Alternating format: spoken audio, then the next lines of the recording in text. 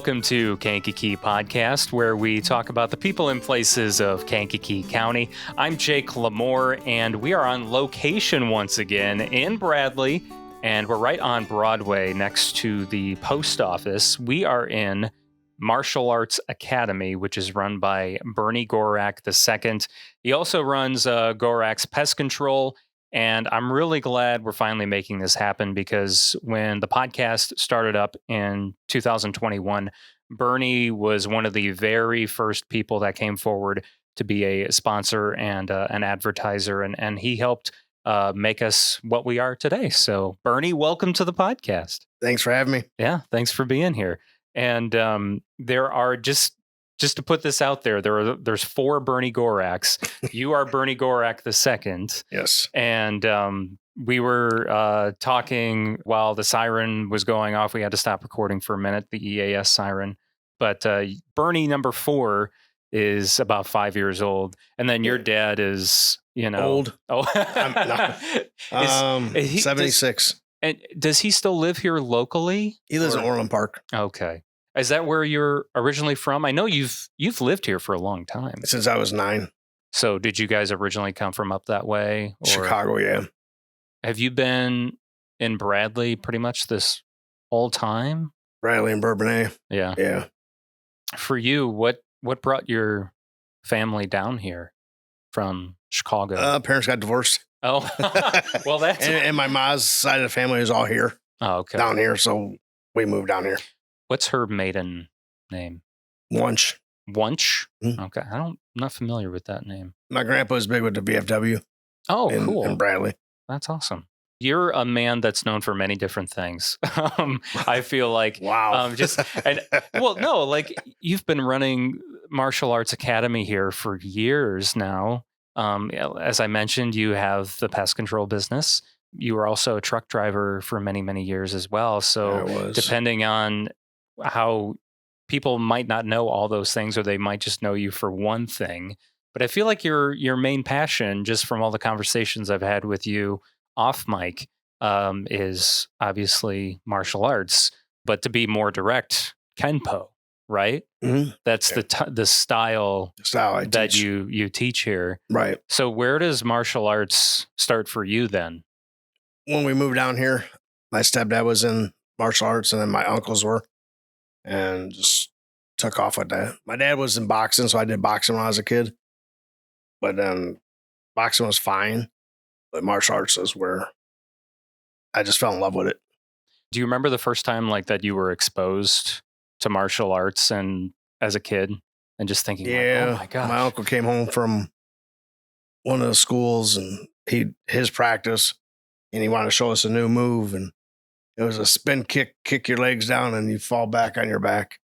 And no big deal. Yeah. Right? He's like, oh, that worked pretty good. I'm like, okay, yeah. Didn't know what he was gonna hit. He just kicked your legs out, and I'm like, I'd like to learn that. So did he start teaching you things, or did you actually go to a academy or business? I started with them a little bit, and then where they were going to Shorey Roo on Armour Road, and I went there a little bit. Is that still open? They came back. Yeah, they were closed for a while.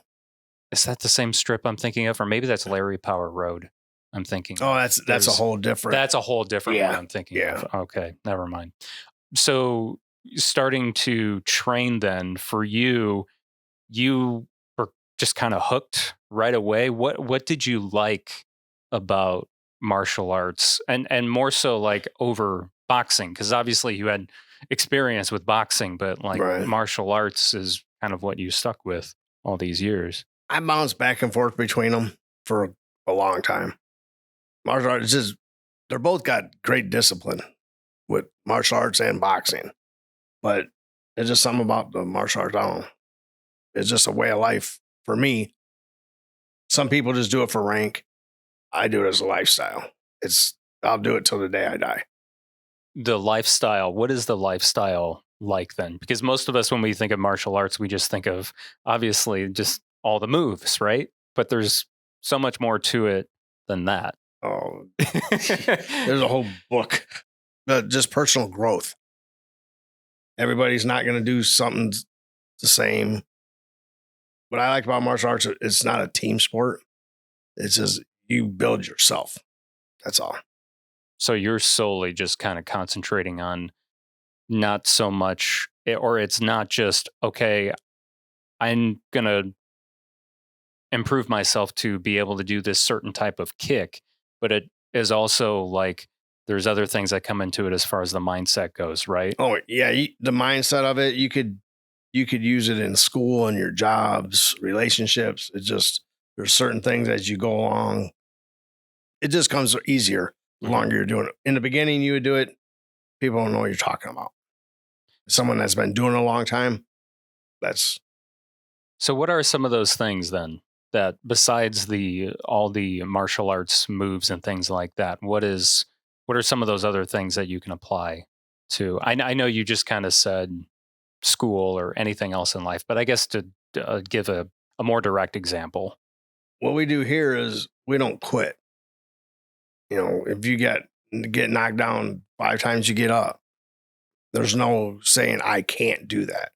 You might not be able to right now, but you will. The best that you could do. Don't worry about what someone else is doing. To me, it's calming, which is really weird. I come in here, if I had a bad day, come in here and get with the kids or the adult class, puts me to a whole nother level. Are there breathing techniques or exercises that you guys do to try and like calm yourself, or some type of meditation involved? Just the exercising with it, working your body. Anybody that goes to a gym could tell you, go there for 30 minutes, you should walk out feeling better if you did what you're supposed to do. So, and if you don't, then it's either not for you or you did something wrong. Right. Yeah. You just haven't found your path. Right. Yet. I'm curious to know there's so many different types of martial arts, but Kenpo is what you teach. What is the big difference between Kenpo and Jiu-Jitsu and all those other types of? Kenpo is based on a lot of self-defense, which all martial arts have self-defense. But in the Kenpo system, with Ed Parker's system, there's 254 self-defense techniques from white to black. It's a lot of techniques. 9 forms, 9 sets, sparring. There's 3 levels of self-defense, how the book wrote it. This is what you like to do, and then it's not going to go that way. Mm-hmm. So you have to figure out what else to do. We just keep going with it.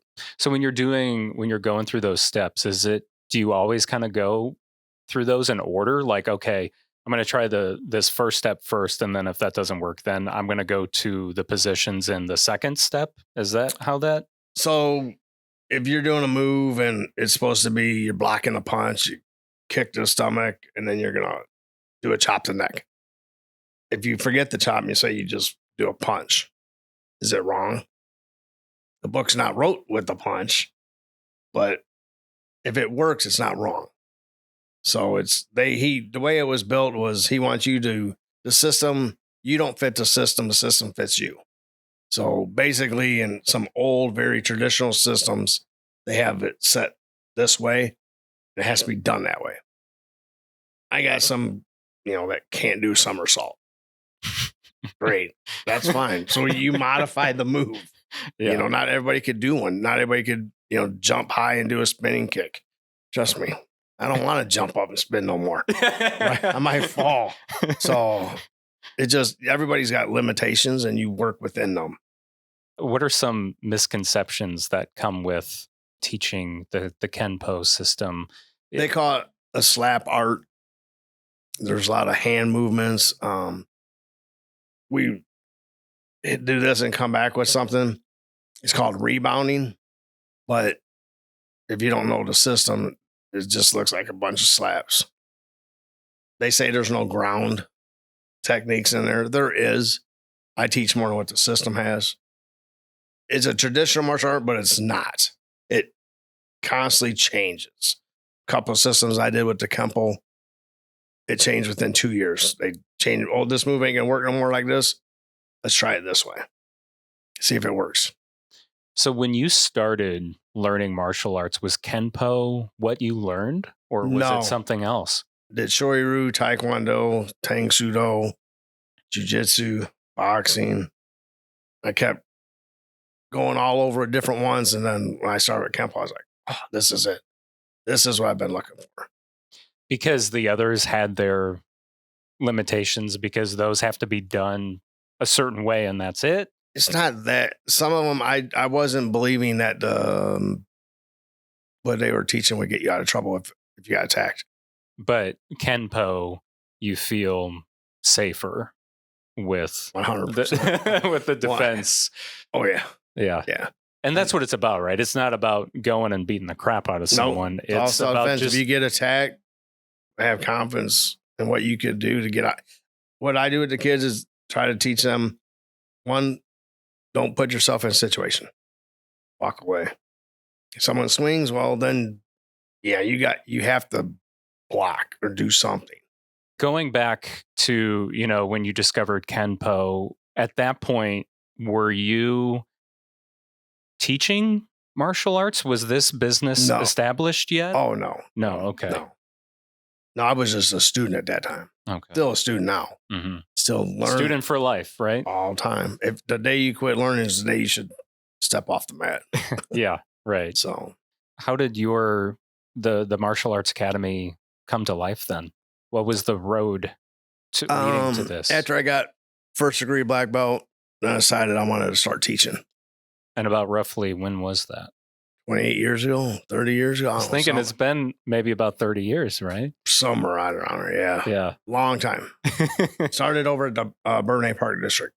Oh, wow. And we used their building, the rec center. Yeah. And it was good, but I wanted my own where you have control over hours, days.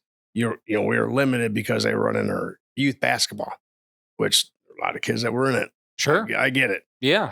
300 compared to 40. Yep. But I wanted my own. Mm-hmm. You could do a lot more with it. Been different locations over the years. Been here 7.5 or 8 years now.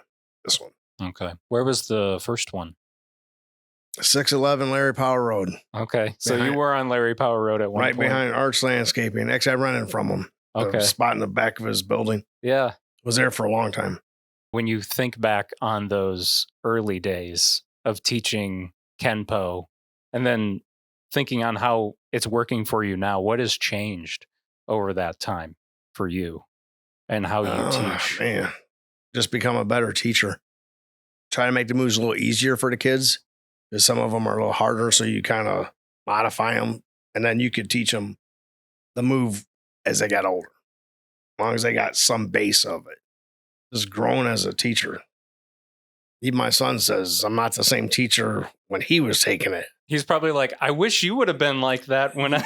Yeah, he says I need to be a little meaner to the kids sometimes. I'm too nice. But the little ones, my little bitty ones.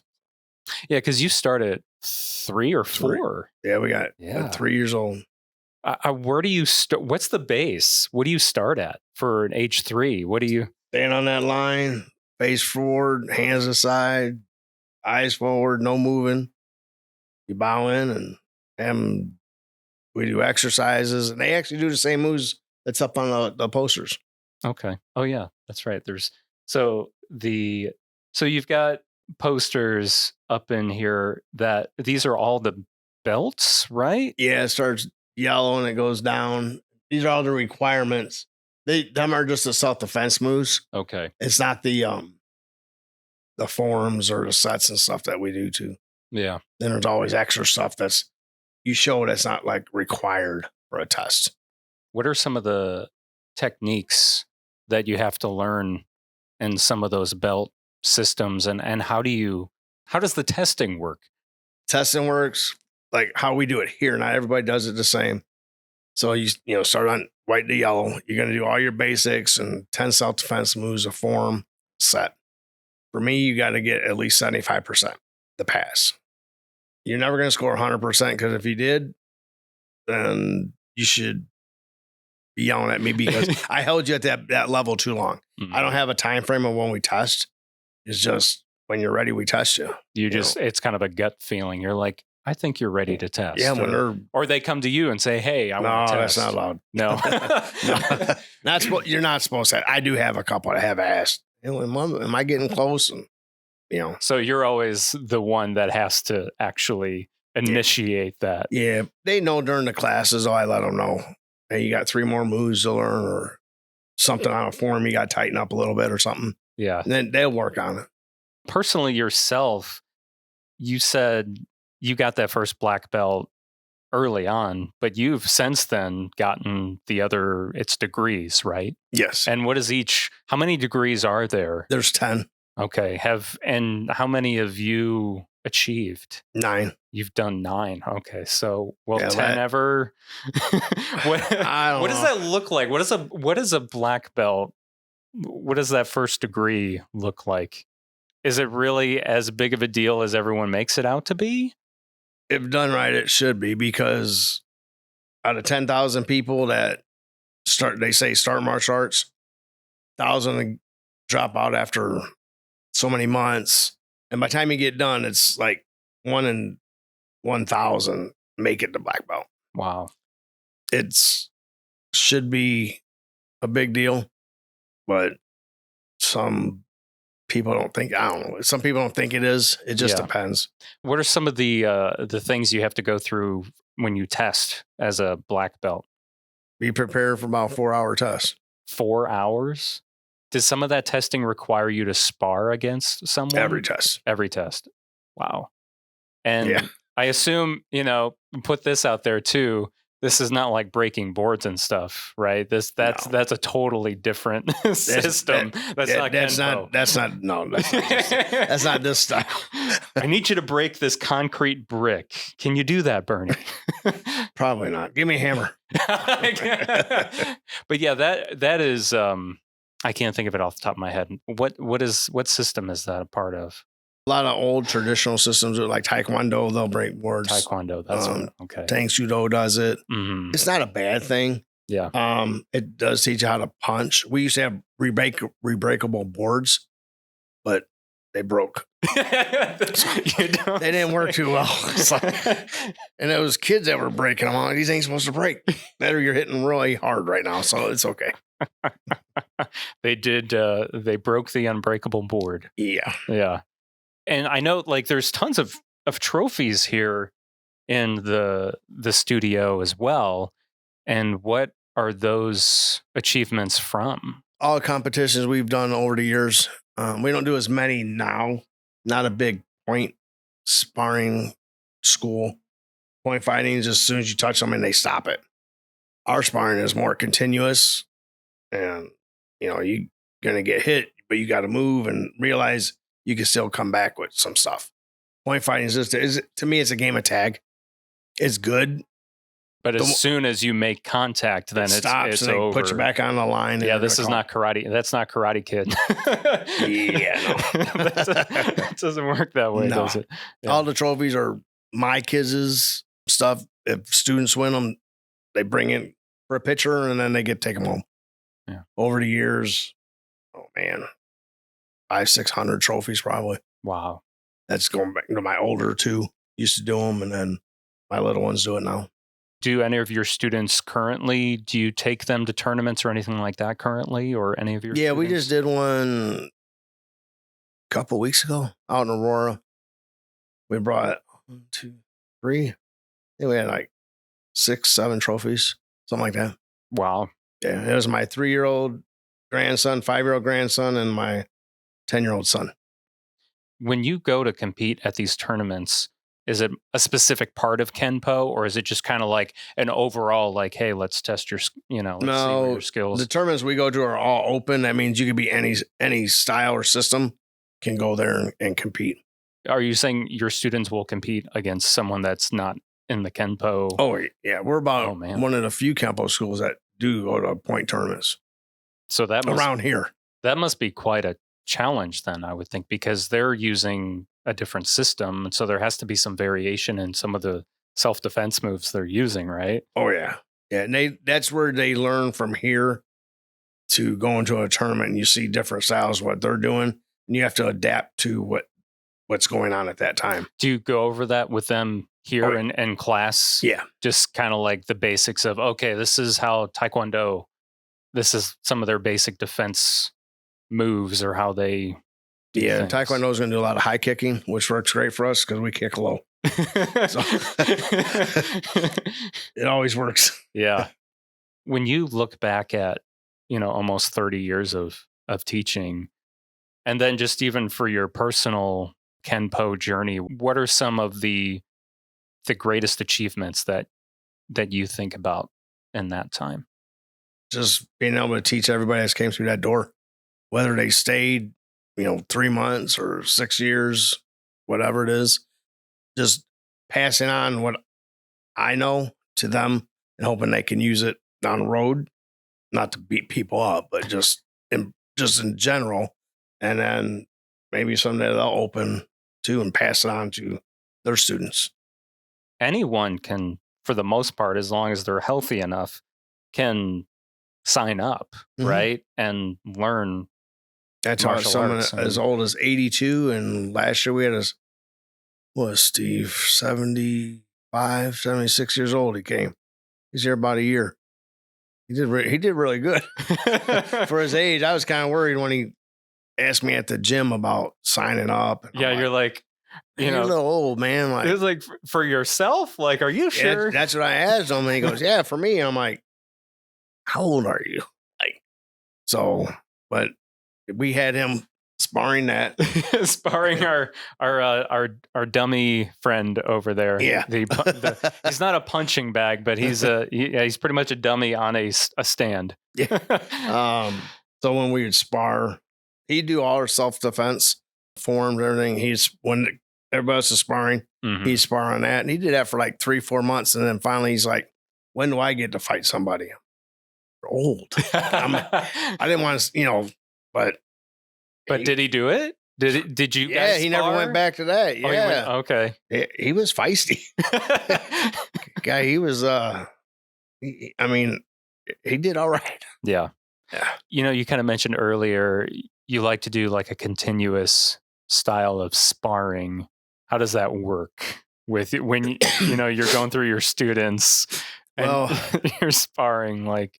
Well, there's no face contact. They can't hit to the face. You hit to the head area, anywhere in the body. You can kick to the leg. Groin's always a target. Unfortunately, it's now you go to some tournaments, they will say no, you can't. That's fine, whatever. And I got a timer we put up here, and they'll go any 2 to 3 minute rounds with 30-second breaks in between. They can do takedowns. They get taken down, they got to get back up. Sometimes we'll do 12 rounds. Wow. I just had 2 classes last week. We spar at least once a week. Okay. And last week, it was the 12-round day. That takes up the whole class. By the time they get done with that, they're pretty tired. If we don't spar that week, I hear it from the kids. Well, we didn't spar this week. All right, well. Is that what they look forward to most?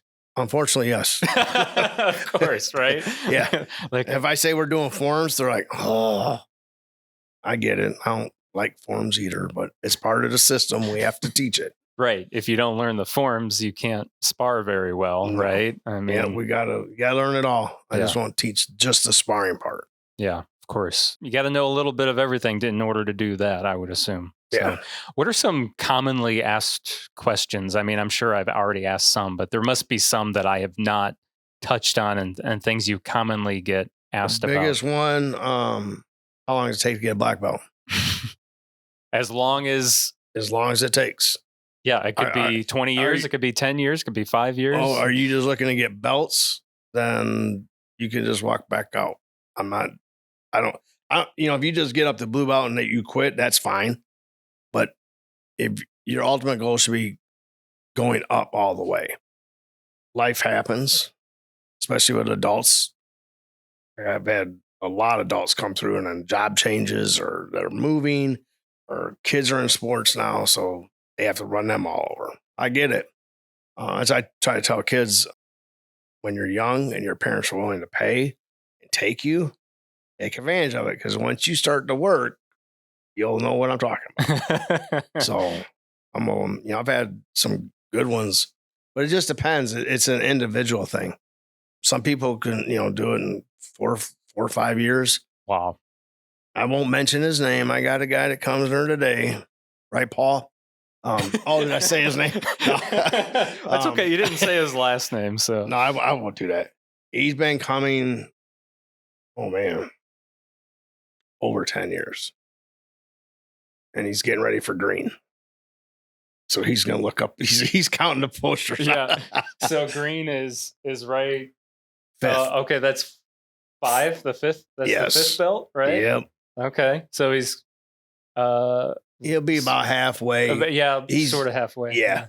Man, because there's only so it looks like yellow through green are all just one. They're just one belt. There's no degrees with those. But then once it gets to brown, that's where the degrees start coming in, right? Yeah, well, there's 3 levels of brown. Oh, okay. Brown 1, 2, and 3, and then you go black 1 through 10. Okay. Yeah. I don't know why they did that. Ed Parker did that. I don't know. I guess it'd be too much material for one belt. That'd be a lot of. That's a lot. I was going to say, you got 10 degrees. That'd be a lot of material. Oh my! No one would pass it. No. Probably. You'd have less people. With I get stumped belts. every week on some move. I'm like, let me go review it real quick. But there's 254 of them. Yeah. I cannot remember every one of them. I've done them. But if you don't do them consistently, you have your favorite ones. Sure. So, but yeah, Paul's been coming 10 years. And he's finally getting to the green. So, yeah. In the first couple of years, we only got together once every 2 weeks. He works second shift. Okay. And he thinks his life revolves around work, overtime, all time. Mm-hmm. So, hey, like you said, life gets busy. Yes, he loves working. Hey. Yeah. So, not a bad thing. Yeah, right. We all have our things. Yeah. Absolutely. Yeah. Kind of going back to earlier, we were talking about how the testing works for the belts. Obviously, you do the testing with them, but is there some type of organization that has to officially give the certification, or are you like the certified person to be able to say, yes, you now have this brown belt? I can do it. But I also go through another organization. The guy's actually my instructor, and he's a 10th degree black belt. He signs off on everything. So there is that higher. I always look for someone else to, just in case I'm missing something. Our tests are a little bit different than a lot of tests where a lot of people, they'll put, like if this Monday class is testing, they'll put all 30 kids in all at once. We don't do that. I won't test more than 1, 2 at a time. I videotape it. So that way I go back and watch it. And I can see exactly where, if your foot's off where it's not supposed to be, if you dropped your hand low, if it's supposed to be up, just, it makes them better. Yeah. They say it's being more picky, but I don't want to be making corrections at green and brown. It should be just learning the stuff. Basics should be locked in hard. Yeah, our testing, like I said, is done that way. We do have a black belt test coming up. Okay. That's going to be interesting. And why do you say that? I got my 14-year-old and then this 16-year-old that's coming would be their test for first degree black. Tucker's been coming 7.5, 8 years. He was tiny when he started. So Zach's been doing it since he was 4. Zach's mine. Right. So, yeah. Right. So he was born into the he didn't have system. Choice. Yeah. He was. Yeah. We're lining up where 2 10th degree black belts are coming down and going to sit on and watch them do it live. Oh wow. So they're pretty nervous about it. I would be very nervous too. too. You got 9 weeks to get ready. Listen, I wouldn't test you if I didn't think you were ready. You're going to make mistakes, and that's fine. On one of my last tests, I froze, just stood there, and he said, "You can start your form." I'm like, all right. Look around. I just blanked. I couldn't even think about. I was like, and I asked him, "How's the form start again?" I just lost it. And then after he said, "Okay, never mind, I got it." Boom. That was fine, but that happens. Right. When you get super nervous, you get tensed up. Your mind just goes blank, and you're like, I don't like that word test. Right. Then you're like, oh, shoot. yeah. Because then you are on the spot. Yeah. And someone is taking notes. Yeah. So then, I know exactly what you mean. That can get pretty intense. So what else do you want people to know about you, about Martial Arts Academy, anything like that? About Kenpo? Just a small school. We don't take more than 10, 12 kids in a class. I want them all working. We take them as young as 3. They won't jump around acting silly. They're going to actually do actual moves. I post their videos of them doing it. Mm-hmm.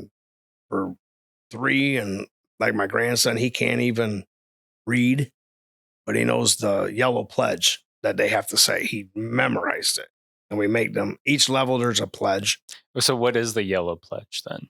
You're going to ask me? I'm going to ask you. Oh, man. You don't know the yellow pledge? I know the yellow pledge. Okay. I'm just curious. What is this? I've never. So they have to learn, I have no weapons, just empty hands. If I'm forced to protect myself or others from harm, here are my weapons, karate, empty hands. I have every kid say it. Every adult has to say that. And then orange and stuff up, they got different pledges you can use, but they have to learn that.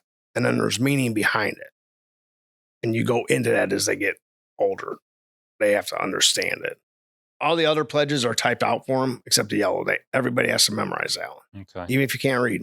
We say it start class, end class, during exercises. If we're doing leg lifts, they got to hold their legs up. They have to say, everybody has to say yellow pledge. And they're dying and they're trying to say it. And then, he's pretty good. They do pretty good with that. Yeah. So one thing I wanted to do with you today is just kind of learn maybe some basic Kenpo self-defense moves, that are easy and maybe people should just know, everyday people, whether they're actually actively learning Kenpo or any other style of martial arts, just like some of the basic moves you feel like every person should know. I feel like that would be helpful. Who's going to be the dummy guy? I'm going to be the dummy. Oh, yeah. You got to teach me. You got a cup? I get no. Dang it! I left my cup at home. Darn it! No, I didn't bring a cup. You're lucky I got good control. Yeah. So as I jokingly said on the way here to Andrew, I said, "You're going to see me get beat up today. Jake LaMore is going to get his butt kicked." So yeah. No, as long as you don't have anything else before we do some of that. I appreciate the time. Yeah. No. Thanks for letting us come out. This was fun. Finally. Glad we got to do this. Is a long time in the running. So thanks for your patience on that. And of course, thank you for, your support of Kankakee Podcast since the beginning. And it's really cool to have this slice of Kankakee County be known to our listeners, and just learn a little bit more about Kenpo and about Martial Arts Academy. So appreciate it. Yeah, you're welcome.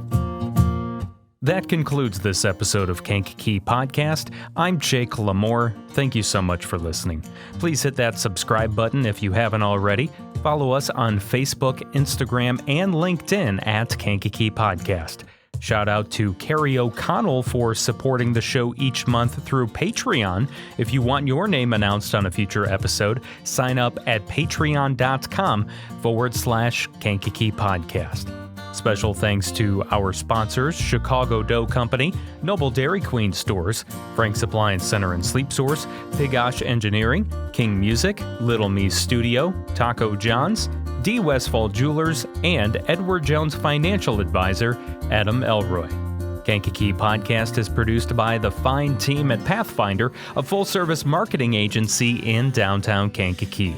Learn more at yourpathfinder.io. Our theme song is by Lupe Carroll.